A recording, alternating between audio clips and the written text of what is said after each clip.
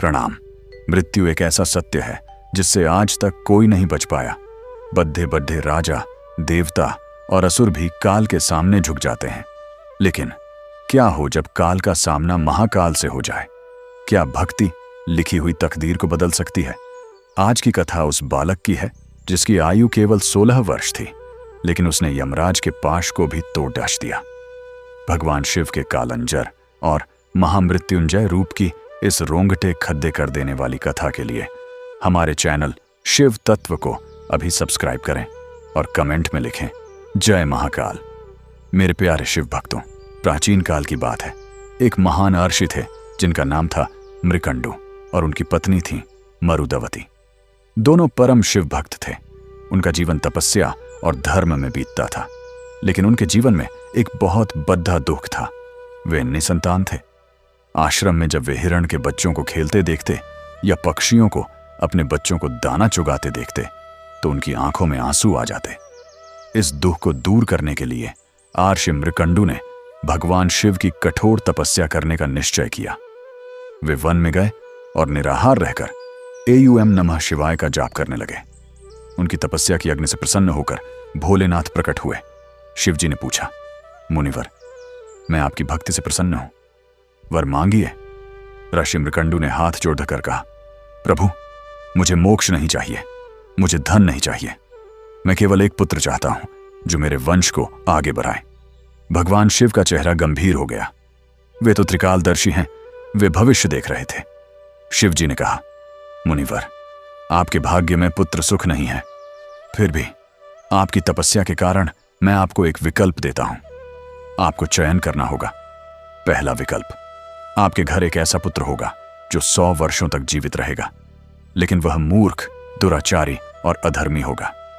दूसरा विकल्प, आपके घर एक ऐसा पुत्र होगा जो अत्यंत ज्ञानी, गुणवान और परम भक्त होगा, लेकिन उसकी आयु केवल 16 वर्ष होगी।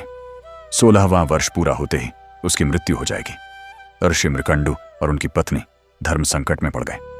एक तरफ लंबी उम्र थी लेकिन बदनामी, दूसरी तरफ यश था लेकिन अकाल मृत्यु। अंततः उन्होंने निर्णय लिया। उन्होंने कहा, प्रभु, हमें अधर्मी पुत्र नहीं चाहिए, हमें वह पुत्र दीजिए जो भले ही कम जिए लेकिन उसका जीवन सार्थक हो। हम 16 वर्ष की आयु वाला गुणी पुत्र चाहते हैं। शिवजी तथास्तु कहकर अंतर ध्यान हो गए। समय बीतने पर आर्षि के घर एक तेजस्वी बालक का जन्म हुआ। उसका नाम रखा गया मार्कंडेय। मार्कंडेय बचपन से ही अद्भुत थे। जिस उम्र में बच्चे बोलना सीखते थे, मार्कंडेय वेदों का पाठ करते थे। उनके चेहरे पर ऐसा तेज था कि बड्ढे बड्ढे आर्षि भी उन्हें देखकर नमन करते थे। लेकिन जैसे जैसे मार्कंडेय बड्ढे हो रहे थे, माता पिता के चेहरे पर उदासी गहराती जा रही थी। हर बीतता दिन उन्हें उस 16वें वर्ष के करीब ले जा रहा था। जब मार्कंडेय 15 वर्ष के हुए तो उन्होंने देखा कि उनके माता पिता अक्सर रोते रहते हैं। मार्कंडेय ने पूछा, पिताजी, मां, मेरे जन्मदिन पर तो सबको खुश होना चाहिए, पर आप लोग क्यों रोते हैं? क्या मैंने कोई अपराध किया है? तब आर्षि मृकंडु ने अपने आंसुओं को रोकते हुए वह कड़वा सच बताया। पुत्र, तुम्हारे जन्म के समय स्वयं महादेव ने कहा था कि तुम्हारी आयु केवल 16 वर्ष है। कुछ ही दिनों में यमराज तुम्हें लेने आ जाएंगे। हमारा वियोग निश्चित है। यह सुनकर साधारण बालक डर जाता, लेकिन मार्कंडेय तो शिव के वरदान थे। वे मुस्कुराए और बोले, पिताजी, आप व्यर्थ चिंता करते हैं। जिसने जन्म दिया है वही रक्षा भी करेंगे। यदि मेरी मृत्यु का समय निश्चित है तो मैं उस महाकाल की शरण में जाऊंगा जो काल को भी नियंत्रित करते हैं। मार्कंडेय ने माता पिता से आज्ञा ली और समुद्र किनारे जाकर एक शिवलिंग की स्थापना की।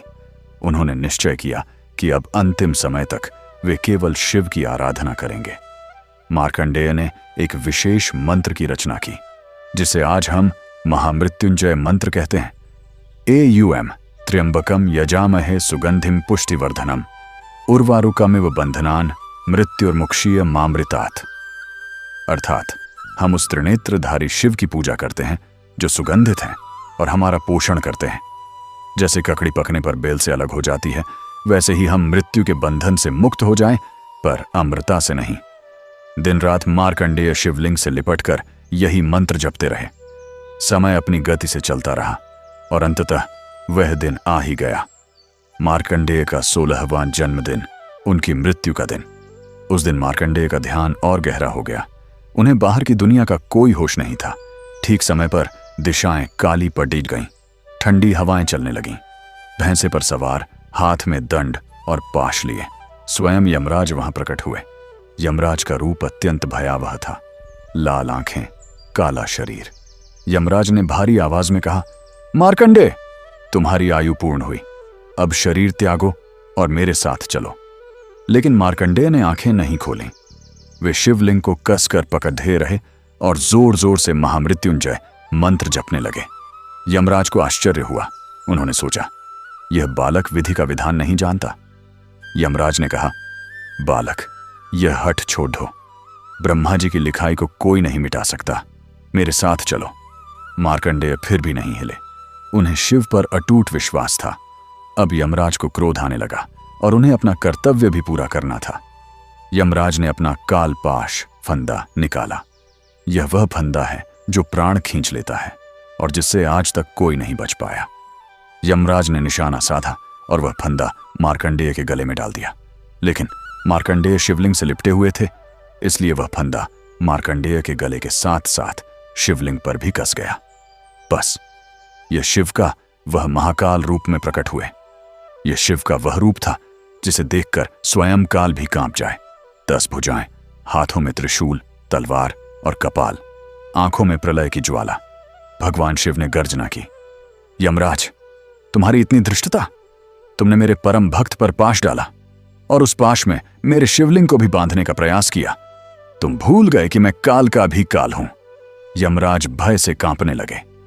इससे पहले कि वे क्षमा मांगते, भगवान शिव ने क्रोध में अपना त्रिशूल उठाया और यमराज की छाती पर प्रहार किया। यमराज चीखते हुए वहीं भूमि पर गिर पड्ढे और उनके प्राण पखेरु उड्डेश गए। कुछ पुराणों में शिव जी द्वारा लात मारने का भी वर्णन है। मृत्यु के देवता की ही मृत्यु हो गई। सृष्टि में संतुलन बिगड़ गया। देवता घबराकर वहां पहुंचे। ब्रह्मा जी और विष्णु जी ने प्रकट होकर शिव जी की स्तुति की। ब्रह्मा जी ने कहा, हे महादेव, शांत होइए। यमराज तो केवल अपने कर्तव्य का पालन कर रहे थे जो आपने ही उन्हें सौंपा है। यदि मृत्यु नहीं होगी तो पृथ्वी पर भार बढ़ जाएगा। कृपया यमराज को जीवन दान दें। भगवान शिव का क्रोध धीरे धीरे शांत हुआ। उन्होंने यमराज को पुनः जीवित किया। जीवित होते ही यमराज ने हाथ जोड़कर महादेव से क्षमा मांगी। प्रभु, मुझसे भूल हुई। मैं अपने कर्तव्य के अहंकार में भक्त की शक्ति को नहीं पहचान पाया। भगवान शिव ने यमराज से कहा, यमराज, आज से यह नियम याद रखना, जो मेरा भक्त है, जो भस्म लगाए है, रुद्राक्ष पहने हैं और जो मेरे नाम का जाप कर रहा है, उसकी ओर देखने का साहस भी मत करना। मेरे भक्तों की मृत्यु तुम्हारे अधीन नहीं, मेरी इच्छा के अधीन होगी। फिर शिवजी ने बालक मार्कंडेय की ओर देखा, जो अभी भी शिवलिंग से लिपटे हुए कांप रहे थे। शिवजी ने कोमलता से उनके सिर पर हाथ रखा। उठो पुत्र मार्कंडेय। मार्कंडेय ने अपनी आंखें खोली और साक्षात मृत्युंजय को सामने पाया। शिवजी ने कहा, पुत्र, तुम्हारी भक्ति ने विधि का विधान बदल दिया है। तुम्हारी आयु 16 वर्ष थी, लेकिन आज से तुम अजर अमर हो। कल्पों तक न तुम बूढ़े होगे, न तुम्हारी मृत्यु होगी।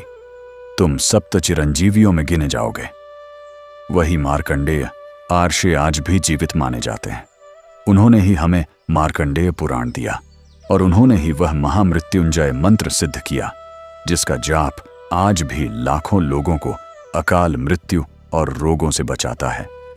मेरे दोस्तों, यह कथा हमें सिखाती है कि भाग्य बहुत बलवान है, लेकिन भक्ति भाग्य विधाता को भी बदलने की शक्ति रखती है। जब हम जीवन में हार मान लेते हैं, जब डॉक्टर जवाब दे देते हैं, जब सारे रास्ते बंद हो जाते हैं, तब महाकाल का दरवाजा खुला रहता है। मार्कंडेय के पास कोई शस्त्र नहीं था, केवल विश्वास था। उन्होंने शिव को कसकर पकड़ दे रखा और शिव ने उन्हें मौत के मुंह से खींच लिया। क्या आप भी अपने जीवन में किसी डर या संकट का सामना कर रहे हैं? तो डरिए मत, बस उस भोलेनाथ पर विश्वास रखिए। सुबह शाम एक बार महामृत्युंजय मंत्र का जाप या केवल AUM नमः शिवाय का जाप अवश्य करें। शिव तत्व यह है समर्पण। जब आप खुद को पूरी तरह सौंप देते हैं तो आपकी रक्षा की जिम्मेदारी महादेव की हो जाती है। यदि भक्त मार्कंडेय की इस विजय गाथा ने आपके अंदर विश्वास जगाया है तो इस वीडियो को लाइक करें और अपने मित्रों के साथ शेयर करें ताकि वे भी मृत्यु के भय से मुक्त हो सकें। सनातन धर्म की ऐसी ही प्रामाणिक और दुर्लभ कथाओं के लिए अभी सब्सक्राइब करें शिव तत्व और घंटी का बटन दबाएं। अगली कथा में हम फिर मिलेंगे शिव जी की एक और लीला के साथ। तब तक के लिए निर्भय होकर बोलिए जय महाकाल, जय भोलेनाथ।